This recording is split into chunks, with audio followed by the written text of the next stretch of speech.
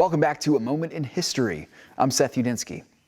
Well, in our ongoing march through history, let's turn the clock back 800 years to look at the leader of one of the largest empires in world history. In fact, at the height of his power in the early 13th century, this warlord's domain extended from the Mediterranean Sea in the west all the way through the Eurasian landmass to the Pacific coast of China.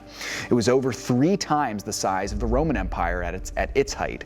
Let's explore the leader of the mighty Mongol Empire, the medieval warlord Genghis Khan. History tells us little about the exact birth of this warlord from Asia, but many believe he was born sometime around the year 1160 AD under the name Temujin.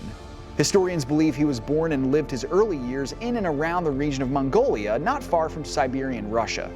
Now, mythological storytelling surrounds this famed leader, as many espouse that he came into the world holding a clot of blood in his hand, as perhaps an omen of his power as an emperor in years to come. Now, remember, during this time, the Eurasian landmass was dominated by tribal lords and vassals, and this ruling system was popular in Christian Europe, the Muslim Middle East, and even in the Far East. Now, as a young man, Temujin rose up the ranks of the East Asian military social ladder. In the early years of the 13th century, he consolidated and united the tribes in Central and Eastern Asia, excluding China at this point, under his leadership. Now, at this time, he began to be known as what we know him today, Genghis Khan, which roughly translated from English means universal ruler.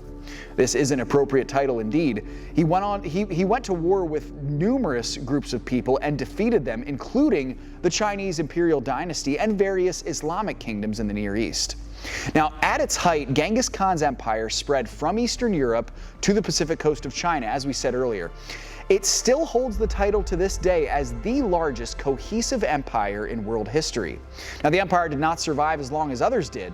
By the 14th century, the Chinese Empire had regrouped and gained back most of its land in the east, driving the Mongols back to the Central and Northern Asian region.